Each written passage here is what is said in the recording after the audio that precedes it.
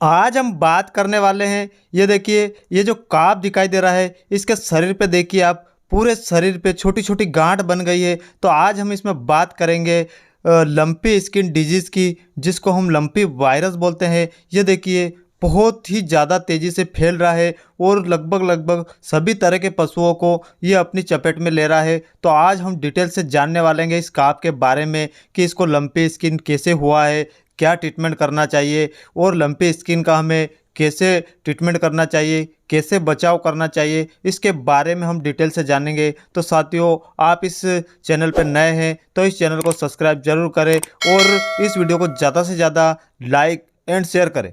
साथियों, बात करते हैं हम लंपी स्किन डिजीज़ की। तो एक वायरल डिजीज़ है जिससे पशुओं में बहुत गंभीर समस्याएं देखने को मिलती है।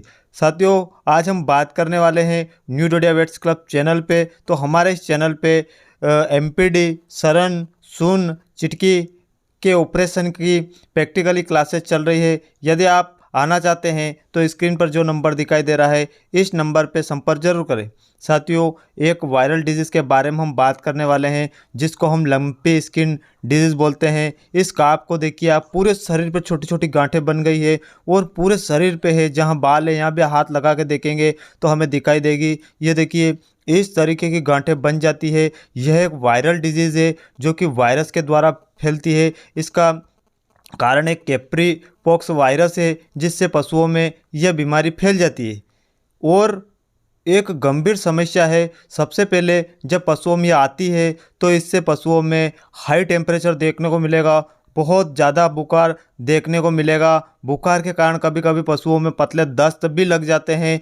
पशु धीरे धीरे करके चारा पानी कम कर देता है या बिल्कुल भी बंद कर देता है। कुछ पशुओं का तो एबॉर्शन हो जाता है, गर्भपात हो जाता है और पशु जो दुधारू रहते हैं उनकी दूध उत्पादन क्षमता धीरे धीरे कम हो जाती है। ये सारे सिम्टम्स हमें इस बीमारी में देखने को मिलते हैं और एक गंभीर बीमारी है। शरीर पे जो गांठें रहती है ये बढ़ने लगती है। यदि समय रहते ट्रीटमेंट सही नहीं होता है तो ये गांठें धीरे धीरे बढ़ने लगती है और बढ़ने के बाद एक समय ऐसा आता है कि पक जाती है और पकने के बाद ये देखो, हम दिखा रहे हैं, पूरे शरीर पर दिखाई दे रही है और धीरे धीरे इस काप को भी धीरे धीरे कुछ गांठें फटने लगी है और फटने के बाद मक्खियाँ बैठेगी और मक्खियाँ बैठेगी तो ये पकेगी और पकने के बाद सड़ने लगेगी। ये देखिए, इस तरीके की गांठें पूरे शरीर पे हो जाती है और धीरे धीरे सड़न पकड़ लेती है, कीड़े पड़ जाते हैं और अंत में पशुओं की मृत्यु हो जाती है। हमने बहुत सारे केस देखे हैं जिसमें कि इस वायरस से बहुत सारे पशुओं की मृत्यु हो गई है।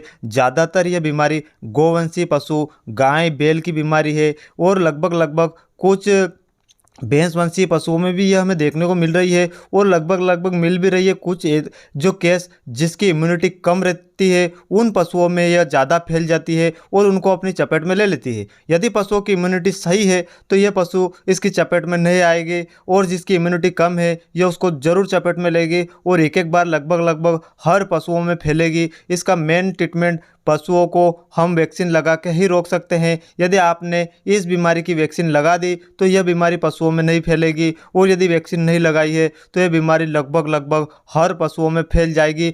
कुछ राज्यों में तो वैक्सीन उपलब्ध हो चुकी है और कुछ राज्यों में इसकी वैक्सीन अभी तक उपलब्ध नहीं हो चुकी है और बहुत सारे राज्यों में तो यह फैल गई है। यदि यह फैल गई है तो आपको जहां आसपास ये बीमारी है और जिस पशुओं में है वहां पर वैक्सीन का उपयोग बिल्कुल भी नहीं करना है। साथियों, इस बीमारी को हम वायरल डिजीज़ है और एक वायरल के कारण ये बीमारी होती है तो इसके सिम्टम्स के आधार पर ही हम ट्रीटमेंट कर सकते हैं, क्योंकि इसका परमानेंट अभी तक कोई ट्रीटमेंट नहीं है। और यदि आप समय रहते वायरल डिजीज़ का जो सिम्टम्स हमें देखने को मिलते हैं उन सिम्टम्स के आधार पर यदि ट्रीटमेंट करते हैं तो आप ऐसे पशु को ठीक कर लेंगे और ऐसे पशु ठीक हो जाते हैं। आज हम बात करने वाले हैं इसके ट्रीटमेंट की। तो देखिए, इसके ट्रीटमेंट में आपको बता देता हूं, लक्षणों के आधार पर ही ट्रीटमेंट करना है। स्टार्टिंग में जब पशुओं को यह बीमारी होती है तो इसमें पशुओं को हाई टेम्परेचर देखने को मिलेगा। तो टेम्परेचर कम करने के लिए आप निमोसुलाइट पैरासीटामोल या मेलोक्सिकाम पैरासीटामोल को जो इंजेक्शन आता है उसका प्रयोग करना है। यह हमें शरीर के हिसाब से करना है। यदि पशु छोटा है तो उसके हिसाब से लगाना है, बड़ा है तो उसके हिसाब से लगाना है। इसके इसके बाद हम एंटीबायोटिक इंजेक्शन का यूज़ कर रहे हैं। और इसके बाद यदि पशुओं का बुखार उतर जाता है तो इसके साथ में हम एंटीबायोटिक इंजेक्शन देंगे। इसमें एंटीबायोटिक इंजेक्शन जो लॉन्ग रहते हैं, 24 से 48 घंटे तक काम करते हैं, उनका हमें अच्छा रिजल्ट देखने को मिलता है। तो आप इसमें जो इंजेक्शन एंटीबायोटिक अच्छे हो उसका प्रयोग कर सकते हैं। एंटीबायोटिक का इसमें अच्छा रोल रहता है, तो इसमें एंटीबायोटिक लगाना बहुत ही ज़रूरी है। इसके साथ में हमें injection, anti allergic injection, anti histamine injection लगाना बहुत ही ज़रूरी है। एंटी एलर्जिक के रूप में हम इसमें एविल इंजेक्शन लेंगे। एविल इंजेक्शन का इसमें अच्छा रोल रहता है। एविल इंजेक्शन के साथ में आप इसमें 2 से 4 ml छोटे पशुओं में डेक्सामेथासोन मिला सकते हैं, उसका और अच्छा रिजल्ट देखने को मिलता है। यह भी हमें लगाना है। और इसके साथ में हमें आयरमेक्टिन जो इंजेक्शन आता है, आयरमेक्टिन का इसमें अच्छा रोल रहता है। आयरमेक्टिन इंजेक्शन हमें सबकट लगाना है। आयरमेक्टिन इंजेक्शन अच्छा कंपनी का लगाना है। और आयरमेक्टिन इंजेक्शन का प्रयोग 8वें दिन फिर दोहराना है। साथियों, इस तरीके से हमें ये इंजेक्शन लगाना है। और एक एक दिन छोड़कर 3 से 4 बार आप एंटीबायोटिक इंजेक्शन लगा दीजिए। आप देखेंगे कि ऐसे पशुओं को बहुत जल्दी रिकवर किया जा सकता है और ठीक भी हो जाते हैं। इसके बाद हम बात करते हैं, यदि आपने 3 से 4 बार एंटीबायोटिक लगा दिया, इस बीमारी को पूरी तरीके से ठीक करने के लिए पशुओं में हम हल्दी का उपयोग करेंगे। बड़े पशुओं में हम 20 से 25 ग्राम हल्दी सुबह शाम देंगे और छोटे पशुओं में हम 10 ग्राम के हिसाब से प्रयोग करेंगे।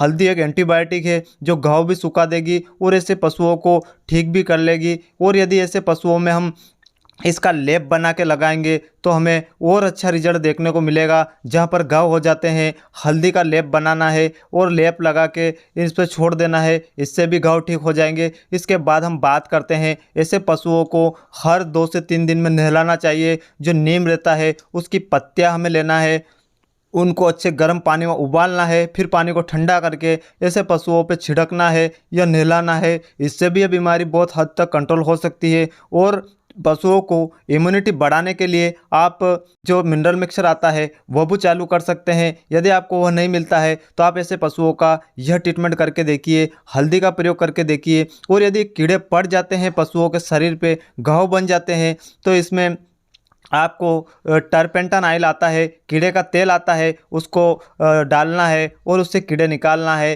तो आप देखेंगे कि बहुत सस्ता और अच्छा इलाज आप कर पाएंगे और इसे केस को ठीक कर पाएंगे। बहुत सारे वेटनरी डॉक्टर तो बहुत लंबा ट्रीटमेंट चलाते हैं और बहुत महंगे इंजेक्शन लगाने हैं, तो आपको यह नहीं करना है। आपने जो हमें जो ट्रीटमेंट बताया है, हमने जो ट्रीटमेंट बताया है, आप इसका प्रयोग करें। आप ऐसे केस को बहुत जल्दी रिकवर कर लेंगे और लंपी को आप पूरी तरीके से ठीक कर लेंगे। मार्केट में बहुत सारी दवाइयाँ आ गई है, उनका प्रयोग बिल्कुल भी नहीं करना है। हमने जो ट्रीटमेंट बताया है, आप इसका प्रयोग करके देखिए, आपको बेहतरीन से बेहतरीन रिजल्ट देखने को मिलेगा। साथियों, आशा करता हूँ आपको ये वीडियो पसंद आया होगा। यदि वीडियो पसंद आया हो, वीडियो को ज़्यादा से ज़्यादा लाइक करें, शेयर करें और अपने इस चैनल को सब्सक्राइब जरूर करें। मिलते हैं अगले वीडियो में, तब तक के लिए जय हिंद, वंदे मातरम।